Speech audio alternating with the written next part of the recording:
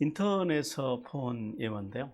한 3세기 신자가 3세기에 살았던 신자가 죽음을 앞두고 친구에게 편지를 쓴 내용입니다.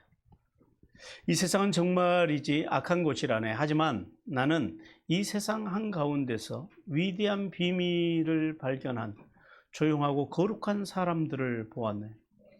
그들은 세상이 줄 수 없는 기쁨을 찾았고 비록 무시당하고 박해받지만 전혀 관심 상관하지 않는다네. 그들은 자기 영혼의 주인이자 세상을 이긴 사람들이지. 그들은 바로 그리스도인들이며 나 또한 그중 한 명이라네. 이런 그림. 요한은 우리에게 이신칭의 은혜로 구원받은 그 성도의 구원, 그 구원이 우리가 삶의 자리에서 만나는 이 고난을 초월하는 힘이 있다는 사실에 대해서 오늘 말씀하십니다. 자, 로마서를 전체적으로 개관을 다시 한번 해봐요. 로마서는 서론, 본론, 결론으로 나눈다 그랬죠. 서론은 어디까지요? 1장 1절부터 7절까지. 그리고 본론은요, 1장 18절부터 3장 11장까지, 그러니까 11장 정확하게 36절까지. 그리고 결론은 12장 1절부터 마지막 16장 27절까지 이렇게 되겠습니다. 외우기가 쉬워요. 앞에 서론만 1장 17절까지고 나머지는 1장 18절부터는 본론은 11장까지고 그 다음 12장에서 16장까지가 결론이 되겠습니다. 그래서 이 이 본론을 전반부와 후반부로 나눌 수 있다고 그랬어요. 전반부는요, 1장 18절부터 시작해서 어디까지냐면 8장까지예요. 8장까지인데 이 전반부에서 하시는 주된 내용은 그거죠. 이신칭의가 왜 인간에게 필요한가? 그리고 어떻게 이신칭의 은혜가 주어졌는가? 그리고 어떤 효과와 결실을 맺게 되는가에 대한 구원의 원리에 대해서, 그러니까 이신칭의를 통한 구원의 원리에 대해서 말씀을 해요.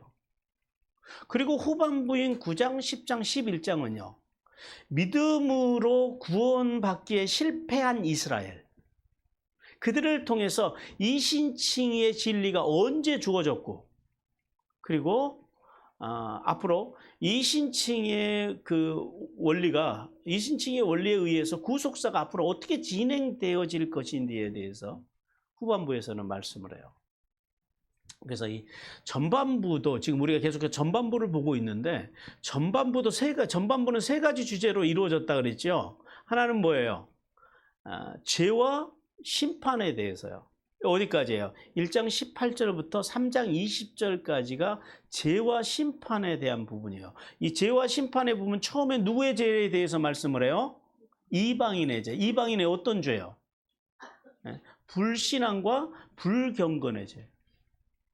그리고 그 죄의 결과로 그들에게 주어지는 형벌이 뭐라고요? 이방인들에게 유기, 방치의 형벌을 하나님께서 내리십니다. 그리고 타락한 이방인 그 인간들에게서 나타나는 죄의 양상, 제일 먼저 나타나는 죄의 양상이 뭐라고요? 성적인 타락이에요. 그러니까 한 사회가, 한 인간이 타락을 하면 그 타락의 양상이 제일 먼저 나타나는 게 성적인 타락부터 나타난다라는 거예요. 그리고 이제 도덕적인 죄에 대한 21가지의 목록과 그 결과로 주어진 그 유기의 형벌을 통해서 회개하고 돌아오지 않으면 결과로 주어지는 게 뭐예요? 죽음의 형벌, 영원한 심판에 대해서 말씀을 해요. 그리고 이제 2장 1절부터 3장 8절까지는 누구에 대한 죄? 유대인에 대한 죄. 근데 유대인에 대한 죄인데 뭐에 대해서 주로 집중적으로 말씀하세요? 이방인들을 판단하고 정죄하는 죄. 그러니까 믿는 사람들이 제일 조심해야 될 죄 중에 하나가 이거라는 거예요. 서로 정죄하고 판단하고 이거 하지 말라라는 거예요. 그러니까 예수 믿는 사람들은 말을 할 때 뭘 가지고 말을 해야 돼요? 사실에 입각해서 말을 해야 돼요. 그러니까 떠돌아다니는 풍문이나 이런 걸 가지고 막 말하면 안 돼요. 그리고 사실을 가지고 말하더라도 그 말의 방향이 어디를 향해서 가야 된다고요? 생명이요. 우리말로 풀어봐요. 돕고 세우고 살리는 말, 이렇게 돼야 된다라는 거예요. 그래서 그 유대인들의 이방인을 판단하는 죄에 대해서 말씀하고, 그래서 3장 9절부터 20절까지는 계속해서, 그래서 율법이 있는 유대인이나 율법이 없는 이방인이나 모두가 다 하나님 앞에서 뭐다? 예, 이게 결론이에요. 이 죄인에 대한 결론이에요. 그리고 이제 두 번째 주제인 3장 21절부터 여기 이제 5장 마지막 절까지, 5장까지는 뭐에 대한 말씀이에요? 두 번째 주제인 칭의에 대한 말씀이에요. 칭의. 그래서 우리가 앞에서 칭의에 대해서 3장 21절부터 마지막 3장 마지막 절까지, 3장 그 31절까지를 통해서 이신칭의의 원리, 이신칭의의 원리는 뭐예요? 뭘로 구원을 받는다고요? 믿음으로 의롭다 칭함을 받아서 구원을 받는다라는. 그러니까 이신칭의 원리와 본질, 그리고 율법 외에 나타난 새로운 의이신 예수 그리스도. 예수님이 이 땅에 뭘 가지고 오셨어요? 이신칭의의 은혜를 가지고 우리에게 오셨다라는 거예요. 그래서 거기에 예수 그리스도에 대해서 말씀하고, 유대인이나 이방이나 모두가 행위로 구원을 받는 것이 아니라 누구를 믿음으로 의롭다 칭함을 받는다? 예수 그리스도를 믿음으로만 의롭게 된다. 의롭다 칭함을 받는다라고 말씀을 했어요. 그리고 이제 우리가 바로 앞에 4장에서는 4장 1절부터 25절까지는 그래서 이신칭의의 실예로 누구를 소환을 해요? 아브라함과 다윗을 해요. 아브라함은 구약에서 어떤 자의 대표라고요? 믿음으로 구원받은 자의 대표인 아브라함을 이제 소환을 해요. 그리고 또 누구요? 다윗. 다윗은 어떤 자의 대표예요? 예, 회개함으로, 슈브의 신앙을 통해서 회개함으로 구원받은 자의 대표인 다윗을 이제 소환을 해서 그 두 분을 통해서 인간이 의롭다고 칭함을 받는 것이 뭐가 아니라, 행위가 아니라 뭐다? 믿음이다. 요걸 이제 보여주는 거예요. 그리고 이제 오늘부터 5장 이신칭의 이제 마지막 그 절이 되겠는데요.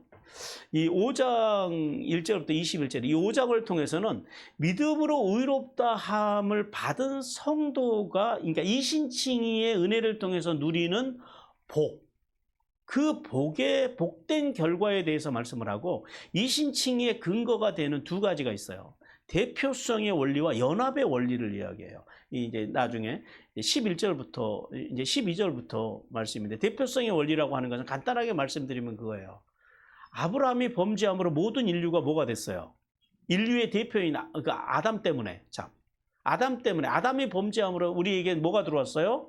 죄가 들어왔어요. 그래서 우리가 다 죄인이 됐어요. 이게 대표성의 원리예요.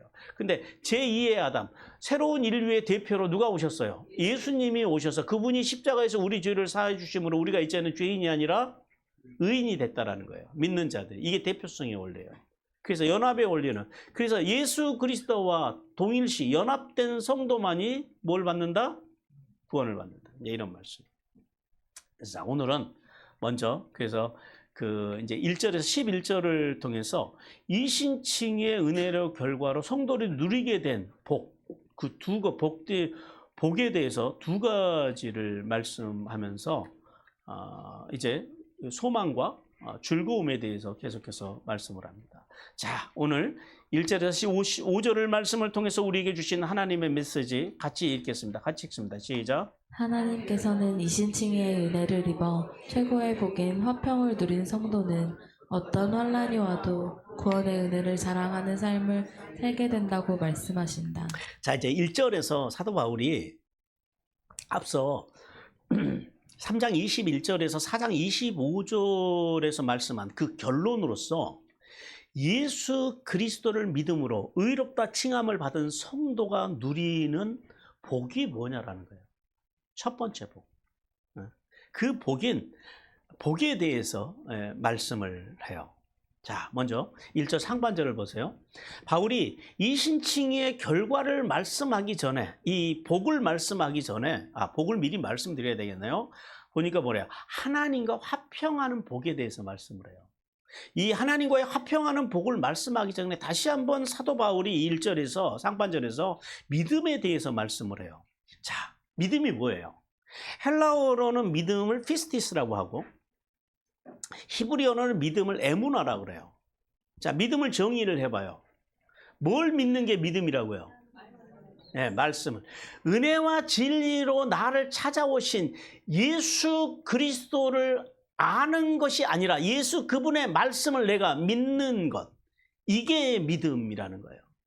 그러니까 자, 그러면은 하나님의 말씀을 믿는다는 그 예수 그리스도의 말씀을 믿는다라는 건 뭐예요? 나의 인간적인 생각, 그리고 내 경험, 내 공로 이런 것들을 철저하게 내려놓고 그 말씀을 내 마음의 어디에요? 중심에 모시고 존중하고 그 말씀을 신뢰하고 마음으로 믿고 그 말씀의 정신으로 살기 위해서, 그 말씀과 말씀의 정신으로 살아가기 위해서 뭐 하는 거예요? 순종하기, 그 말씀에 순종하기 위해서 발버둥 치는 것. 이걸 뭐라고 한다? 이걸 믿음이라고 한다. 그러니까 여러분, 믿음에 대해서는 확실히 아셔야 돼요. 이제 이 말씀은 하도 우리가 들어가지고 아마 여러분들이 이제는 자동으로 그냥 믿음에 대해서 설명할 수 있는 수준이 되셨을 거예요. 자, 그러면 이 믿음이 우리에게 어떻게 오느냐라는 거예요. 어떻게 주어지느냐라는 거예요. 교회를 다니면 믿음이 막 생길까요?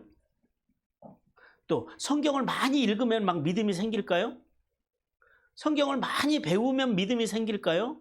물론 생기죠. 그런데 믿음은 단순히 그렇게 교회를 열심히 다니고 성경을 많이 읽고 가서 뭐 교회 봉사를 많이 하고 성경 말씀을 많이 배워서 단순히 그렇게만 믿음은 오지 않아요. 믿음은 어떻게 오느냐? 믿음은 기본적으로 우리가 알아야 될 건 믿음은 은사예요. 은사가 뭐예요? 선물이요. 누가 주시는 선물? 하나님이 주시는 선물이에요. 그러니까 믿음은 그럼 믿음이 은사인데 믿음이 그럼 누구로부터 오는 거예요? 내 안에서 오는 거예요? 하늘로부터 하나님께로부터 오는 거예요? 그렇죠. 그래서 믿음은 은사예요. 이게 첫 번째 정의예요. 이걸 아셔야 돼요. 그리고 그래서 은사인데 우리가 하나님의 말씀을 들을 때 성령님께서 우리 가운데 오셔서 그 말씀이 믿어지도록 도와질 때 믿음이 우리에게 온다라는 거예요. 그러니까 결국은 믿음은 누구를 통해서 오는 거예요? 성령님을 통해서. 그런데 성령님은 우리가 뭘 할 때 우리 속에서 역사해서 우리의 믿음이 일어나도록 도와주신다고요? 뭘 들을 때? 그렇죠. 그러니까 우리가 보세요. 말씀 없이 신앙생활이 가능해요? 불가능해요?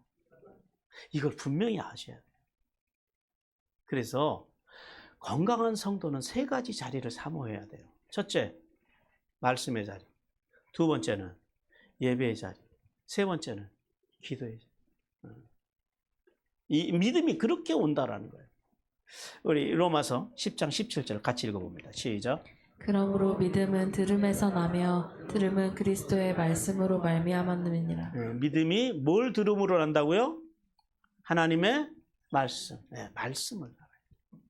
그러니까 바라기는 여러분들이 말씀을 열렬히 사모했으면 좋겠어요.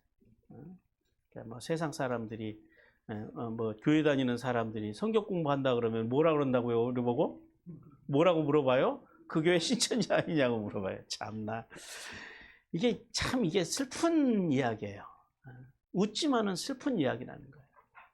그런데 그런 말을 하는 것 자체가 이미 이게 뭐가 우리가 한국 교회가 지금 잘못 가고 있다라는 거예요. 또한 바울은 본절에서 믿음을 이야기할 때 뭐라 그러냐면 우리의 믿음이라고 그래요. 우리의 믿음. 여기서 우리는 누굴까요? 이걸 통해서 뭘 말씀하실까요? 여기서 우리라고 하는 것은 믿는 모든 자인데 이 말씀을 통해서 우리에게 주시는 그거예요. 유대인이든 이방인이든 바울과 같이 예수 그리스도를 믿는 자라면 그 믿는 자들에게는 어떤 복이 임한다고요? 이신칭의를 통해서 구원의 복을 모두가 누릴 수 있다라고 하는 그 사실에 대해서 여기서 다시 한번 강조하고 있다라는 거예요. 그리고 이제 하반절에 오면은 바울은 이신칭의의 은혜를 받은 성도에게 주시는 첫 번째 복에 대해서 말씀을 해요. 이신칭의 받은 은혜가 물론 이신칭의를 통해서 우리가 많은 복을 누려요. 그러나 가장 으뜸인 복, 첫째 가는 복이 뭐라고요? 하나님과 화평을 이루는 거라는 거예요. 화평이 뭐예요? 헬라어로 화평은 에이네라고 그래요. 근데 이게 평화, 화평 이야기하는데 이게 전쟁과 그러니까 이 평화라는 단어가 아이러니한 것은 전쟁과 연결이 돼 있다라는 거예요. 이게 어떤 의미냐면은 전쟁이 끝나고 오는 것, 그걸 뭐라고 한다고요? 이걸 에이레네라고 그래요. 이걸 화평이라고 그래요. 왜 그래요? 전쟁이 있는 동안에는 세상이 어때요? 무질서하다라는 거죠. 그래서 전쟁이 끝나고 무질서가 사라지고 번영과 복된 번영을 가져다주는 법과 질서가 잘 유지되는 상태를 에이레네라고 그래요. 이걸 화평이라고 그래요.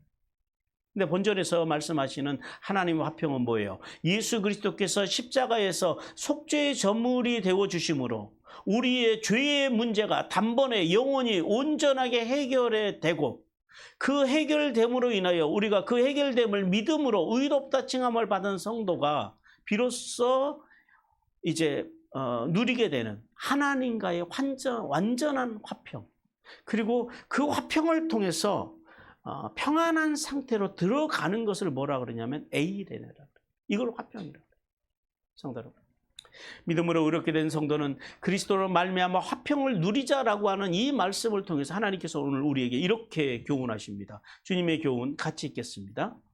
이신칭의 은혜를 받은 성도가 누리는 복 중에 최고의 으뜸은 하나님과의 화평이다.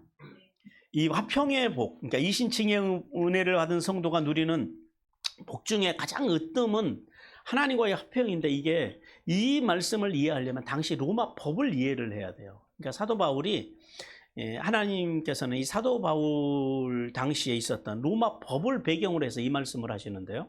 이 교훈을 주시는데, 로마 법에 의하면 로마 시민권자가 어떤 특별한 문제가 있을 때는 반드시 중대한 문제가 있을 때는 로마 황제에게 가서 재판을 청원할 수 있는 자격이 있었어요. 로마 시민들만. 예를 들면 이런 거죠. 그러니까 예를 들어서 여기서 중대한 문제라고 하는 게 뭐겠어요? 황제에게 반역을 했다, 이런 누명을, 반역에 대한 죄명을 썼을 때는 반드시 황제에게 가서 재판을 청해야 돼요. 그래서 황제 앞에 서가지고 자신의 무고함과 억울함이 밝혀졌어요. 자, 그러면은 이제부터 이게 중요해요. 자, 이 죄가 없다라는 사실이 밝혀지기 전까지는 이 반역의 죄를 지는 이 사람은 황제와 친구가 되는 거예요, 원수가 되는 거예요? 원수였죠. 근데 이것이 무죄함으로 밝혀지고 난 다음에 졌을 때는 이제부터 황제에 대해서 반역자가 되는 거예요. 황제와 이제 화목한 화평을 이루는 관계가 된 거예요. 이거예요. 이 말씀에 이러한 그 당시에 로마 시대에 있었던 이런 이 로마 법을 가지고 그 로마법에 익숙한 로마 교회 성도들에게 이 말씀을 하는 거예요. 성도가 하나님과 죄를 지음으로 죄 가운데 살아감으로 하나님과 원수되었던 우리가 예수 그리스도의 구속 사역을 믿음으로 이제는 의롭다 칭함을 받아서 그래서 하나님과 화평, 즉 완전한 화목의 관계로 들어갔다라는 말씀이에요. 그래서 이 사실을 통해서 하나님께서는 우리에게 두 가지를 이제 깨달으라고 말씀하세요. 하나는, 여러분, 세상에서 인간이 우리가 살아가면서 가장 무서운 것이 뭐예요? 인간이, 성도가 이 세상에서 가장 무서워해야 되는 것은 뭐냐면은 하나님과 원수되는 거라. 하나님과 원수되는. 이게 그러니까 긍정적인 의미에서 가장 위대한 것은 정직이라면, 부정적인 의미에서 인간이 제일 무서워해야 되는 것은 하나님과 원수되는 거예요. 왜 그래요? 생각해 보세요.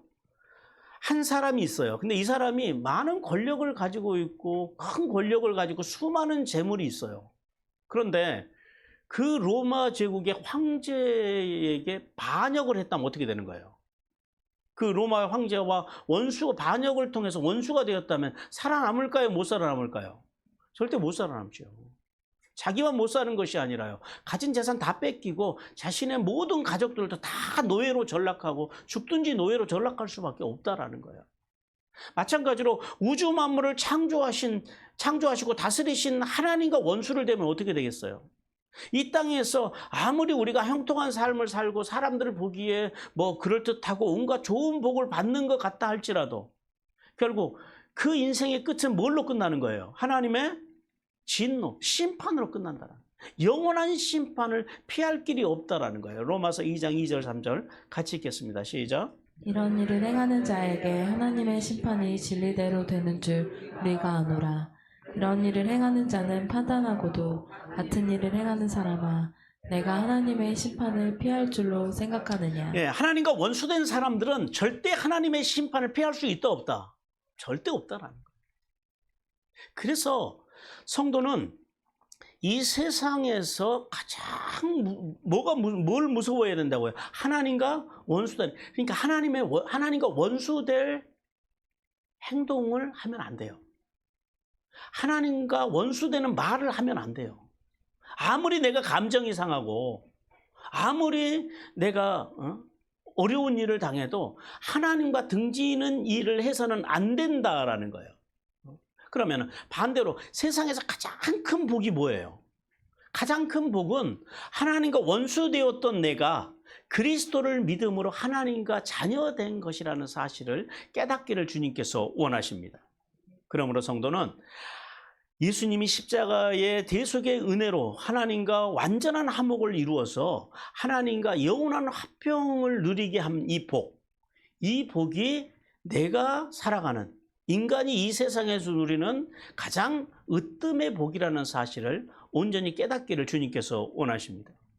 그리고 또 하나는 이 화평의 복은 예수 그리스도를 말미암아서만 우리에게 주어진다라는 사실을 하나님께서 우리에게 말씀하세요. 자, 인간이 왜 하나님과 원수가 돼요? 뭐 때문에? 죄 때문에. 누구의 죄 때문에? 죄가 언제 들어왔어요? 누구를 통해서? 아담과 하와를 통해서 죄가 들어왔어요. 그 죄가 들어오는 순간에 하나님과 인간의 사이가 어떻게 됐어요? 화목이 깨져버렸다라는 거예요. 이사야 59장 2절 같이 읽습니다. 시작. 오직 너희 죄악이 너희와 너희 하나님 사이를 갈라놓았고 너희 죄가 그의 얼굴을 가리어서 너희에게서 듣지 않으시게 함이니라. 그래서 인간은 이 죄 사함을 받으려면 인간에게는 길이 딱 하나밖에 없어요. 뭘 통해서 죄 사함을 받을 수가 있어요? 내가 내 죄를 스스로 처리해야 돼요. 나밖에는 죄 사함을 받을 길이 없어요. 근데 여기서 문제가 생기죠. 내가 내 죄를 책임지면 어떻게 돼요? 그 다음에는 영원한 지옥에 열리는 거죠. 그러니까 내가 내 죄를 책임지면 돼요, 안 돼요? 이게 원래 안 되는 거예요. 그래서 하나님께서는 구약의 성도들에게 스스로 자기 죄를 책임지면 다 그 백성들이 지옥에 갈 수밖에 없으니까 하나님께서 뭘 열어주셨어요? 5대 제사를 통해서 그 죄가 사함을 받는 건 아니지만은 그 흠없는 짐승의 피를 드리게 하심으로 죄가 어떻게 되게 해요? 덮어지게 하셨다라는 거예요. 그러니까 임시 방편이죠. 그러니까 임시 방편으로 죄가 덮어져서, 그러니까 죄 심판을 유보하시는 거예요. 계속적으로. 그러다 그 사람이 죽으면은 받아주시는 거죠. 왜? 죄를 유보하셨으니까. 덮어져 있으니까. 덮어진 상태에서는 받아지는 거예요. 그런데 문제는 그거죠. 이 짐승의 표로는 영원한 속죄를 인간이 받을 수 없다라는 거예요. 그래서 하나님께서는 만세 전부터 우리를 구원할 계획을 세웠어요. 이걸 뭐라 그래요? 구속사요. 구속사의 계획을 세우셨다라는 거예요. 그래서 성부 하나님의 선택과 예정, 성자 예수 그리스도의 은혜와 성령 하나님의 인치심과 보증하심. 삼위 하나님께서 완벽하게 인간을 구원할 계획을 세우시고 이 계획 가운데서 누가 오셨어요? 예수님이 육신을 몸을 입고 성육신 하셨다는 거예요. 그리고 오셔서 십자가에서 당신이, 우리가 요즘 히브리서 새벽마다 말씀을 듣잖아요. 당신이 멜기세덱의 반차를 따른 대제사장으로 오셔서 동시에 그 속죄의 제물이 되어주셔서 십자가 위에서 단번에 영원히 온전하게 누구의 죄를요? 파랍토마, 나의 죄. 우리 한 사람 한 사람의 죄를 주님께서요, 한 사람 한 사람의 죄를 다 짊어지시고 십자가에서 죽어주심으로 우리의 죄가 어떻게 됐어요? 십자가에서 다 사함을 받게 됐다는 거예요. 그 결과로 어떤 일이 일어났어요? 우리의 죄가 사함을 받자 하나님의 공의가 만족이 된 거예요. 이게 무슨 말이냐면 인간이 하나님 앞에 요만큼의 죄도 있어도 인간은 못 나가는 거예요. 왜냐하면 하나님은 공의로우신 분이세요.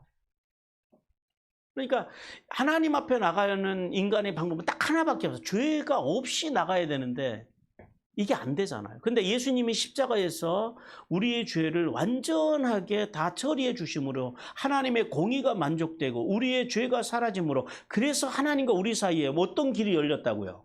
화목의 길이 열렸다. 화평을 그래서 이루게 되었다라는 거예요. 골로새 1장 20절 같이 읽습니다. 시작. 그의 십자가의 피로 화평을 이루사 만물 곧 땅에 있는 것이나 하늘에 있는 것들이 그로 말미암아 자기와 화목하게 되기를 기뻐하심이라. 네, 그러니까 화평을 주신 분이 결국은 누구세요? 예수 그리스도, 그분이 주셨다. 그러므로 성도가 분명히 알아야 되는 것은 뭐냐면은 다른 어떤 것, 즉 우리의 행위나 우리의 선함이나 세상적인 윤리나 도덕이나 또 우리가 이 순종신앙, 정성신앙의 이 종교적인 행위로는 종교적인 애는 하나님과의 화평의 관계를 이룰 수 없다라는 사실을 알아야 돼요. 오직 하나님과 화평을 이루기 위해서는 그래서 우리는 누구를 붙잡아야 돼요? 누구를 믿어야 돼요? 예수 그리스도를 믿음으로.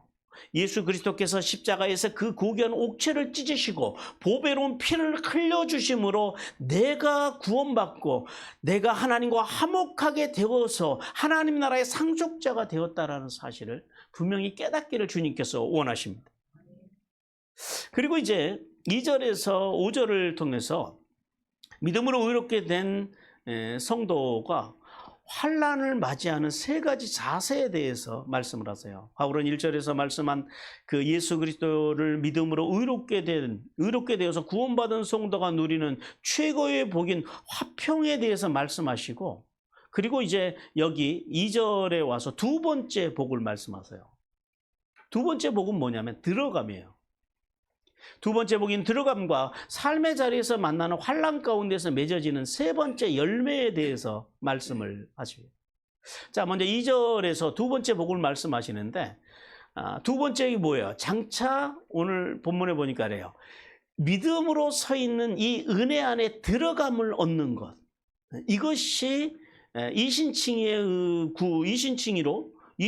은혜로 구원을 받은 성도가 누리는 두 번째 복이라는 거예요. 그 은혜에 들어가서 얻게 될 영광과 소망과 자랑에 대해서 영광의 소망과 자랑에 대해서 말씀을 합니다. 오늘 여기 2절 말씀이 그렇게 시작하죠. 또한 그로 말미암아 그래요. 이 말미암아라고 하는 말씀을 직역하면 그분을 통하여 여기서 그런 그분이 누굴까요? 십자가에서 죽어주신 예수 그리스도 우리에게 유일한 구원의 길을 열어주신 그리스도를 말씀해요. 그분으로 말미암아 우리가 믿음으로 서 있는 그 은혜에 들어감을 얻었느니 그래요. 여기서 들어가다라고 하는 말이 이게 우리가 뭐 안으로 들어가다 나가다 밖으로 나가다 들어가다 이런 의미가 아니에요. 사실은 이게 헬라어로는 프로사고겐이라고 그래요. 프로사고겐 무슨 말이냐면 접근하다 가까이 가다. 이게 어떤 의미냐면 배가 항구로 접근해 들어가는 것, 항구를 향해서 배가 가까이 나아가는 것을 이 프로 사고계라고 그래요. 그러니까 이런 거죠. 그러니까 믿음으로 서 있는 은혜에 들어간다라는 의미는 마치 배가 험한 풍파와 파도에 시달리다가 이제 안전한 항구를 만나서 그곳에 접근해서 가까이 다가가서 그 항구 안에 들어가서 닷을 내리는 것, 이것을 의미한다라는 거예요. 즉 그런 것처럼 인생의 여정 가운데서 죄악의 폭풍과 파도에 시달리느라고 지치고 상한 우리가 누구를 믿음으로? 예수 그리스도를 믿음으로 뭘 받고? 이신칭의의 은혜를 받고 구원을 받아서 이제 그러고 나면요 하나님과 화평한 상태로 들어가는 것, 그 화평한 상태로 접근하는 것, 나아가는 것, 그것을 의미한다라는 것. 그리고 이제 계속해서 하나님의 영광을 바라고 즐거워하느니라 그래요. 그래서 바라다라는 말은 직역하면 이렇게 돼요. 소망 위에서. 어떤 소망이요? 그 영광의 소망, 하늘의 소망, 장차 우리가 누리게 될 소망. 그 소망을 어떻게 한다고요? 즐거워한다라는 거예요. 이 즐거워한다라는 말이 이게 그러니까 이게 좀 번역이 좀 약해요. 물론 뭐 즐거워하다 이렇게 번역을 해도 틀린 건 아닌데 이게 원래 그 헬라어로는 카우카오마이라 그래요. 무슨 말이에요? 자랑하다라는 말. 그러니까 즐거워하다라고 하는 의미와는 자랑하다는 의미와는 조금 좀 결이 다르죠. 그러니까 뭐 자랑할 만큼 즐거워한다 뭐 이런 이제 의미이기도 한데 근데 자랑한다로 번역했으면 훨씬 더 원문 의미에 가까웠을 것인데 아쉬운데요.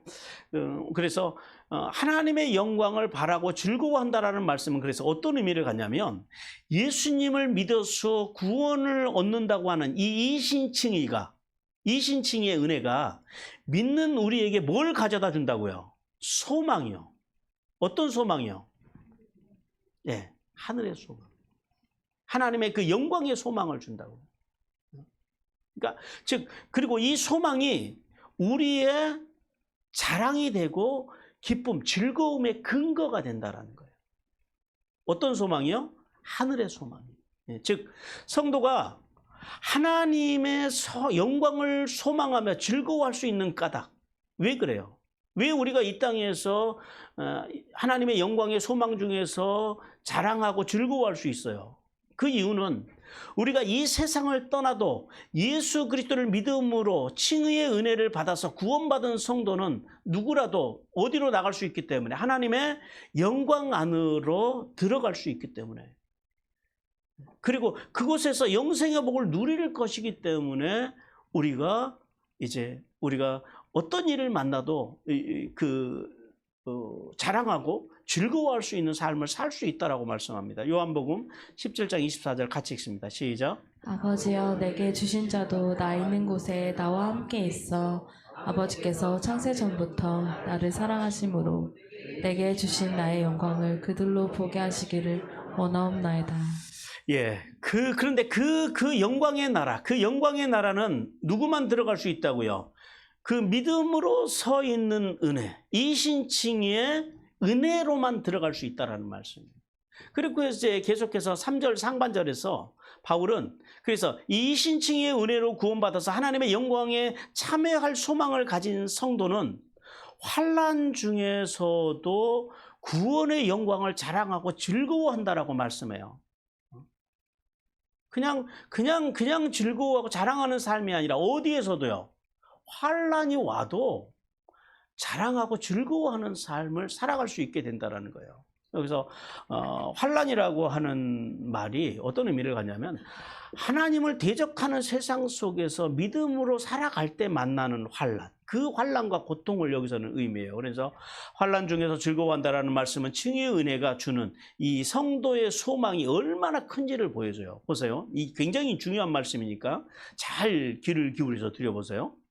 믿음으로 이신칭의의 은혜 안에 들어간 성도일지라도 세상은요 끊임없이 하나님을 대적하는 마귀가 사탄이 지배하고 있다는 거죠. 그것이 그래서 말씀으로 살아가려고 하는 우리를 대적함으로 우리에게 고난과 박해를 준다라는 거예요. 인생을 살아가기에 만나는 여러 가지 또 어려움을 만난다라는 거예요. 그런데 문제는 그거예요. 이신칭의의 은혜로 구원의 소망을 가진 성도, 이 어마어마한 구원의 소망, 가장 이신칭의의 은혜로 구원받은 성도가 으뜸으로 받는 하나님과 이 화평의 소망이, 이 화평의 복이 얼마나 큰지를 아는 성도는 인생에서 환난을 만나면 어떻게 된다고요? 그 환난 중에서도 어떻게 할 수 있다고요? 자랑하고 즐거워할 수 있다는 거예요. 근데 보세요. 우리는 인생을 살아가다가 환난을 만나면 예를 들어서 암이 걸렸어요. 살다가 사업에 실패했어요. 자녀들이 뭐 믿음의 자녀로 키웠다고 했는데 자녀들이 뭐 좀 잘못됐어요. 그러면 우리는 그거를 그런 상황이 오면 기가 죽어요? 아니면은 뭐 여전히 소망 가운데서 기가 살아서 살아요? 기가 죽어요. 왜 그래요? 구원의 소망이 이해보다 큰 거예요. 아니, 구원의 소망보다 이해가 더 큰 거예요. 무슨 말이에요? 기복주의. 만몬이죠. 번영신앙, 이것이 구원의 소망보다 더 크게 자리 잡고 있다는 거, 우리 인생 가운데. 그러니까 뭐 살다가 좀 뭐가 좀 꼬이고 안 되면은요, 그걸 부끄럽게 생각을 해요. 그런데 오늘 주님께서는 뭐라 그래요? 이신칭의의 은혜로 구원받은 성도는요, 그 구원의 소망을 가진 성도는 그런 환난, 들립시스, 이게 들립시스라고 그러는데, 그런 살아가면서 인생에 환난이 와도 어떻게 된다고요? 전혀 기가 죽거나 낙담하지 않는다라는 거예요. 도리어 그런 상황에서도 꾸준하게 계속적으로 믿음을 자랑하고 구원의 영광으로 인한 이 즐거움의 복을 잃지 않는다라는 거예요. 이것이 구원받은 자의 신비예요. 이걸 지금 말씀하시는 거예요. 여러분, 초대교회 성도들이 왜 그렇게 기꺼이 목숨을 내놓을 수 있었을까요? 또 우리나라에서도 저 절두산에서 그 수많은 그 정조시대 때, 정순왕후 시대 때 그 수많은 그 천주교인들이 거기 가지고 왜 목을 내놓고 거기에서 시체가 절두산까지 차오를 정도로 한강물이 완전 핏빛으로 완전히 변할 정도로 그렇게 목을 내놓을 수 있었을까요? 왜 로마에서 수많은 성도들이 사자에게 찢겨 죽어가면서도 불에 타 죽어가면서도 끝까지 그들이 찬송을 부르고 그들이 웃으면서 그 죽음을 맞이할 수 있었을까요? 오늘 우리 같으면요, 그걸 치욕으로 우리는 생각을 해요.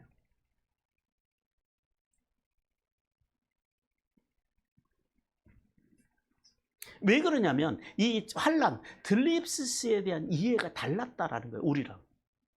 왜 그래요? 우리는 번영신앙, 만몬이즘, 기복주의 이걸로 쪄들어 있는, 우리는 그런 잘못된 사고로 신앙이 지금 형성이 되어 있고, 이 로마의 성도들이나 로마교회 성도들이나 초대교회 성도들은요, 아무리 믿음의 삶이 무겁고 고통스럽고 슬프고 어려워도요, 결코 그들이 낙담하지 않을 수 있는 건 뭐예요? 그들이 심지어는 목숨까지도 포기하는 그 희생을 하면서 그들은 그 희생을 자랑스러워해요. 그리고 그 희생을 기꺼이 감내해요. 그럴 수 있는 이유가 뭐라고요? 뭐 때문에? 구원의 소망이, 구원이 내가 이 세상에 어떤 가치와도 비교할 수 없다라는 것을 그들은 알았기 때문에 그래요.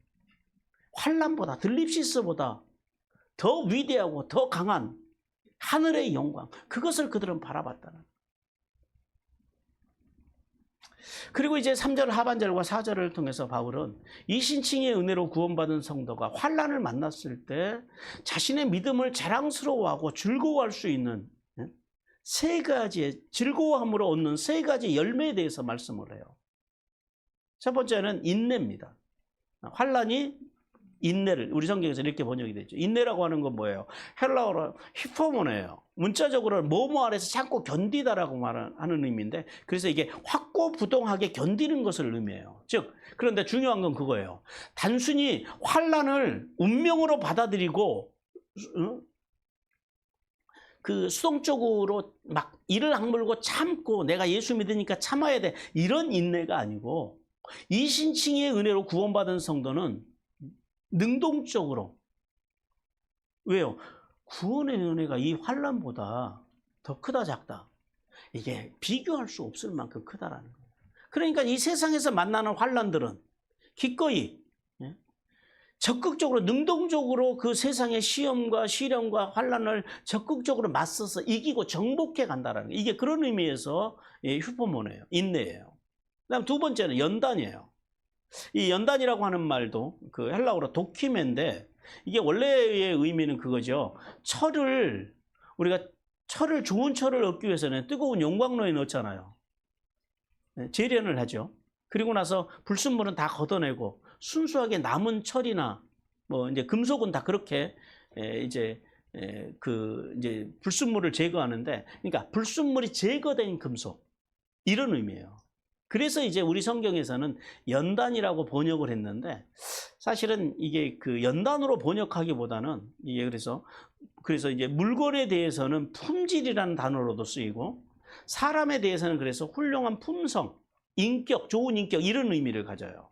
그러니까 여기는 사람에 대한 이야기니까 뭘로 번역하면 훨씬 더 좋았겠어요. 연단이라 그러지 말고 인격, 좋은 인격으로 번역했으면 훨씬 좋았을 텐데 조금 좀 번역이 아쉬워요. 즉 구원받은 성도는 환란이 와도 넉넉하게 인내할 뿐만 아니라 그 환란을 뭘로 맞이한다고요? 훌륭한 인격으로서 그 환란을 소화해내는 거예요. 그것 때문에 뭐 기죽거나 주눅들거나 나 예수를 나는 헛 믿었나 이런 그 유치찬란한 그런 신앙이 아니라 그럴지라도 나는 뭐가 더 커요? 하나님의 영광 가운데도 나는 구원의 영광이 더 크다라는 거죠. 그걸 바라보고 이 땅의 사람들을 넉넉하게 받아들이는 그 좋은 인격, 그걸 말씀하고요. 그리고 세 번째는 소망이에요. 소망은 헬라어로 엘피스예요. 엘피스. 그런데 이게 막연한 소망이 아니에요. 그냥 잘 될 거야 이런 막연한 소망이 아니라 자신을 가르치시고 인도하시고 사랑을 베풀어 주시는 확인된 하나님의 인격을 믿는 소망. 그래서 그 하나님께서 나에게 좋은 것만 주실 것이라고 하는 소망. 절대 하나님은 내 인생에 실수하지 않으실 것이라고 하는 이 좋은 소망. 이걸 엘피스라고. 그 소망을 갖게 된다는 거예요. 어떤 사람들이요? 이신칭의 은혜로 구원받은 사람들. 그 소망을 갖고 살아가게 된다는 거예요.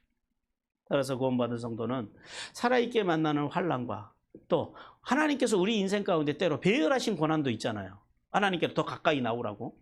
배열하신 그런 환난을 인내와 그리고 훌륭한 인격과 좋은 것만을 주실 것이라고 하는 그 소망으로만 이루어지는 줄 알게 되는 그런 복을 받기를 주님께서 원하십니다. 그래서 이루는 줄 알민이라 이 말씀을 통해서 오늘 바울은 성도가 환난 중에서 자랑하고 즐거워할 수 있는 그런 근거에 대해서, 이유에 대해서 보다 정확하게 말씀을 더 깊이 하시는데요. 이루어질 줄이라고 하는 말이 이게 헬라어로는 카테르 가제타이라 그래요. 이게 이제 직역을 하면 이렇게 계속적으로 만들다라는 거예요. 그러니까 보세요. 인내와 그 다음에 연단, 인격과 좋은 인격과 그 다음에 소망이 한번 짠 하고 마는 게 아니라 어떻게 한다고요?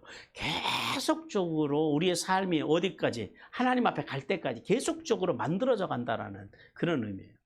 그리고 알민이라 그러잖아요. 이게 그 헬라어에 보면은 이제 알다라는 단어가 대략 한 4가지가 나오는데 대표적인 단어가 2가지예요. 하나는 기노스코라고 하는 단어가 있고 하나는 여기 나오는 그 에이도라고 하는 단어가 있어요.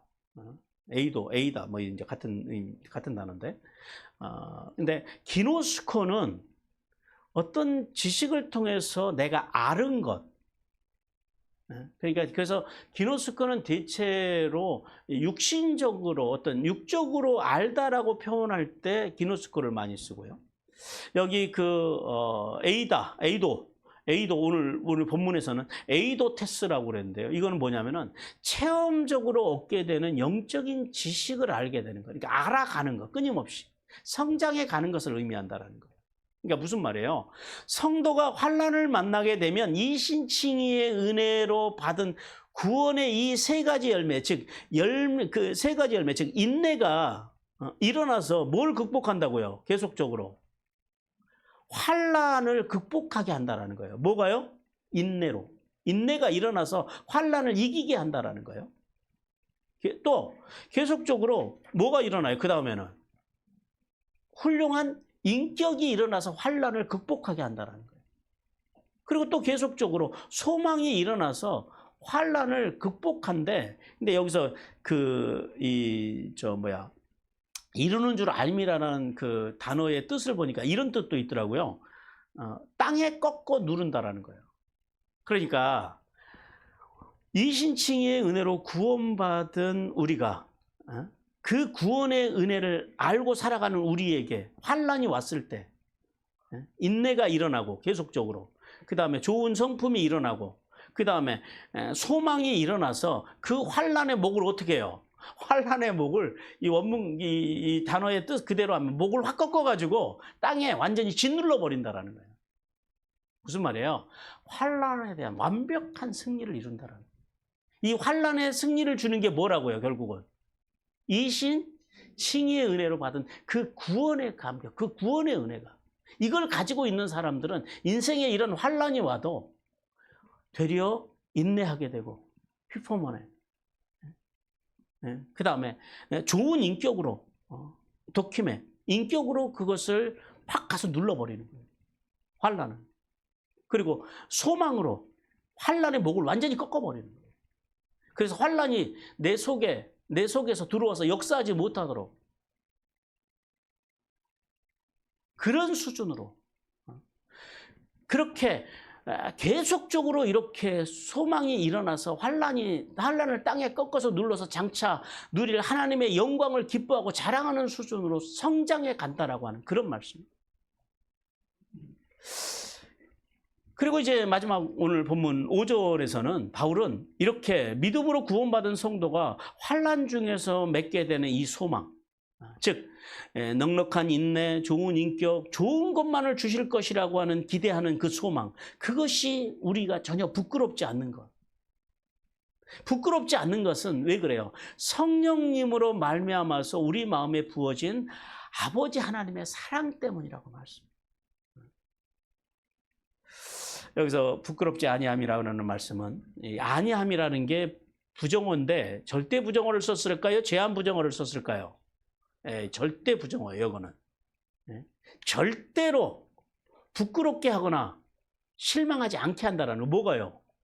구원에 대한 소망이, 이신칭의를 통한 그 구원이, 우리가 그 구원이 환란 중에서 맺게 되는, 환란을 만나도 절대 우리를 실망하지 않게 할 거라는 거예요. 그리고 부음바됨이라고 하는 말씀이 쏟아버리다란 말이에요. 그러니까 이 5절의 말씀은 그런 의미예요. 예수 그리스도의 대속의 은혜를 믿음으로 구원받아서 이신칭의의 은혜로 이신칭의를 받은 우리가 영광스러운 소망이 절대 부끄럽지 않는 것. 우리가 때로 살아가면서 고난을 당할 수도 있지요. 아까 말씀드린 대로 뭐 병도 걸릴 수도 있고, 뭐 살다 보면 사업이 안 될 수도 있고, 그럴지라도 그런 것들이 부끄러운 게 아니다라는 거예요. 왜 그래요? 그런 것들이 부끄러움이 될 수 없는 것은 우리에게 뭐가 있다고요? 이신칭의의 은혜를 통한 뭐가 왔어요? 뭐가 우리 속에 있어요? 구원의 소망이, 이게 너무 크다라는 거예요. 이것 때문에 그런 것들이 우리 인생에서 이런 것들이 문제가 된다 안 된다? 전혀 안 된다라는 거예요. 이걸 주시는 하나님의 그 놀라운 사랑, 그 하나님의 크신 사랑, 무한하고 거절할 수 없는 사랑이 그 구원의 은혜를 통해서요, 우리에게 어떻게 쏟아진다고요? 물 붓듯이 막 쏟아진다라는 거예요. 그래서 우리의 소망은 아무리 우리가 어떤 삶을 살아도 우리가 믿음으로, 이신칭의 믿음으로 살아가는 한 우리는 우리 인생에서 오는 그런 것들 때문에 부끄러워할 필요가 있다 없다? 없다라는 거예요. 그러니까 부끄러워하면 그때부터 비정상이에요. 그건 잘못된 신앙이에요. 그리고 최후에는 설령 우리가 예를 들어서 잘못해서 우리가 설령 하나님을 배반했다 할지라도 하나님은 우리를 포기하신다 안 하신다? 하나님은 절대 안 하신다라는 거예요. 어떻게 해요? 두들겨 패서라도 돌아오게 하신다는 거예요. 저주의 형벌을 내려서라도 하나님께서는 우리에게 슈브 돌아오도록 하신다라는 거예요. 따라서 성도는 우리의 구원은 이미와 아직 사이에 있음을 깨닫고, 우리는 그래서 두 가지 신앙의 형태를 가져야 돼요. 첫째는요, 슈브의 신앙. 그리고 또 하나는 빠님의 신앙으로 성령님의 조명, 즉 말씀과 말씀의 정신을 따라서 이 믿음의 길을 끝까지 잘 경주하는 은혜가 임하시기를 주님께서 원하십니다. 성도 여러분, 하나님께서는 환난이 인내를, 인내가 연단을, 연단이 소망을 이루는 줄 알미라라고 하는 말씀을 통해서 오늘 우리에게 이렇게 교훈하십니다. 같이 읽습니다. 시작. 신앙의 기본에 충실하여 알곡 성도로 자라가라. 여러분, 뭐 젊으신 분들은 안 해보실 수 있겠는데, 시골에서 자라신 분들은 키질을 해보셨죠? 키질을 하면 어떻게 돼요? 키질을 하면은 쭉정이는 바람에 의해서 점점 바깥으로 가다가 나중에는요, 키 바깥으로 다 떨어지고, 알곡은 안으로 점점 모여드는 거예요. 그러니까 여기서 이제 키지를 비유로 해서 말씀드리면 바람은 뭘 의미해요? 우리 인생에 오는 환란을 의미해요. 환란을 상징해요. 축정이는 뭘 의미해요? 뭘 상징할까요? 거짓 성도들, 거짓 신앙. 알고군요. 참된 신앙, 참된 성도를 상징해요. 자, 하나님께서는 오늘 우리에게 인생을 살아가면서 살아있기에 환란이 온다 안 온다? 살아있는 동안에 끊임없이 와요. 하나님이 배열하시는 고난도 있고 우리가 살아있기에 만나는 고난도 있어요. 예수 믿어도 실패할 수 있어요. 병도 걸려요. 사고도 당해요. 그거는 뭘 잘못해서 오는 것이 아니라 살아있기 때문에 우리에게는 끊임없이 온다는 거예요. 때로 하나님께서 그걸 통해서 우리를 더 하나님께로 가까이 오게 하시기 위해서 하나님이 배열하실 때도 있다라는 거예요. 이걸 우리가 인정을 해야 돼요. 그러니까 고난이 오는 것이 부끄러운 거예요? 안 부끄러운 거예요? 전혀 그걸 가지고 부끄러우면 안 돼요. 뭘 가지고 우리가 진짜 부끄러워해야 돼요? 내게 구원의 소망이 없는, 이게 부끄러운 거예요. 진짜 부끄러운 거는. 그런 고난들을 그렇게 믿음 없이 해석하는 게 이게 진짜 부끄러운 거라는 거예요. 하나님께서는 우리가 이런 고난 가운데서 알곡 성도가 되기를 원하신다라는 거예요. 그럼 어떻게 알곡 성도가 될 수 있을까요? 여러분들 연세가 드셔가실수록 우리가 나이가 들어갈수록 뭐가 튼튼해야 된다 그래요? 어디가 튼튼해야 된다 그래요? 상체요, 하체요? 그렇죠? 예? 하체가, 특히 종아리가 튼튼해야 된대요. 허벅지도 튼튼해야 되고. 우리 심 집사님은 스쿼트를 하루에 지금도 한 100개씩 하시죠, 집사님? 예. 그러니까 저렇게 정정하신 거예요. 신앙의 기초가 튼튼해야 돼요. 신앙의 기초. 신앙의 기본이 튼튼해야 돼요. 알곡 성도가 되려면. 그럼 신앙의 기본이 뭐예요? 말씀과 예배와 이게 기도. 이게 신앙의 기본이에요. 왜 이게 신앙의 기본이 돼요? 하나님께서는 이스라엘 백성들이 출애굽기 12장에서 구원받고 이제 14장에서 홍해를 건너기 전에 13장에서 구원받은 성도가 살아야 되는, 구원받은 성도의 세 가지 원칙, 신앙의 원칙, 신앙의 기본을 말씀하세요. 첫 번째 말씀하시는 거 뭐예요? 무교절의 규례를 통해서 누룩, 즉 죄가 되거든 무교복을 먹으라라는 거예요. 무슨 말이에요? 성도는 죄 없으신 예수 그리스도의 말씀을 먹는 게 이게 신앙의 첫째 기본이에요. 그리고 둘째는 초태생의 규례를 통해서 처음 태어난 것, 첫 것은 누구의 것이다? 하나님의 것이라 그래요. 그러니까 구원받은 성도가 두 번째 구원받은 성도의 기초는 뭐냐면은 하나님을 으뜸으로 모시고 살아가는 거. 이걸 뭐라 그래요? 이걸 예배 정신이라 그래요. 예배는 우리가 이 시간에 하나님을 으뜸으로 섬기는 자리예요. 그리고 세 번째는 구름기둥, 불기둥의 규례를 통해서 구원받은 성도는 누구와 동행해야 된대요? 성령님과 동행하는. 이게 뭐예요? 기도 정신. 그래서 신앙의 기본은 뭐라? 말씀과 예배와 기도. 이게 튼튼해야 돼요. 이게 진짜 그래야지 좋은 성도가 되는 거예요. 알곡 성도로 가는 길이에요. 따라서 믿음으로 의롭다 칭함을 받은 성도는 구원, 그 이후의 삶을 잘 살아야 돼요. 그 구원의 길을 끝까지 가기 위해서는 요 기본이 튼튼해야 돼요. 그래서 성도는 세 가지 자리를 사모해야 돼요. 첫째는 말씀의 자리, 두 번째는 예배의 자리, 세 번째는 기도의 자리. 자, 그래야지 삶 속에서 환난을 만나도 쭉정이와 같은 신앙이 아니라 알곡 같은 신앙이 되어서 환난이 와도 환난을 부끄러워하는 것이 아니라 환난을 어떻게 맞이한다고요? 인내, 휘퍼머네, 넉넉하게 풍성하게 견뎌내 참아내는 거예요. 이를 악물고 내가 예수 믿으니까 이 또한 지나가리라 하면서 막 이런 정도의 인내가 아니라 뭐 그까짓 거 구원의 은혜에 비하면, 구원의 영광에 보면 이게 뭐 깜도 안 되는 이런 걸 가지고 내가 이 정도 수준까지 자라가야 된다. 그 다음에 더 나아가서는 좋은 인격, 훌륭한 인격으로 나 건들지 마, 나 지금 환난 당했어, 나 어려워, 나 건들지 마, 나 지금 예민해, 이런 게 아니라 뭐 그까짓 거 뭐 왔다고 내가 뭐 문제가 생기겠어? 하나님께서 능히 이기게 하실 거야. 훌륭한 인격으로. 그 다음에 더 나가서 소망. 반드시 그런데 하나님께서 좋은 것만 주실 거야. 절대 하나님 내 인생 실수 안 해. 걱정하지 마. 좋은 것으로 하나님께서 분명히 채우실 거야. 라고 하는 소망. 그의 엘피스. 그 소망이 넘쳐나는 그런 알곡 같은 성도로 자라가기를 주님께서 원하십니다. 사랑하는 성도 여러분. 하나님께서는 이신칭의의 은혜를 입은 성도가 누리는 이 최고의 복인 어떤 복이요? 화평. 이거 중요한 거예요. 그러니까 하여튼 하나님의 눈밖에 나면 안 돼요. 하나님과 화평이 깨지면 안 돼요. 그러니까 우리는 하루를 살아도 매일매일 하나님의 눈밖에 나지 않기 위해서 하나님과 화목을 깨지지 않기 위해서 우리는 발버둥 쳐야 된다는 거예요. 그리고 두 번째 복은 뭐라고요? 하나님의 그 믿음으로 세워진 그 은혜의 안으로 들어가는 복. 뭐예요? 구원의 복. 영광, 하나님의 영화로운 그 영광에 이르는 복. 그 복에 들어가는 것. 그것이야말로 최고의 복이라는 사실을 깨닫기를 주님께서 원하십니다.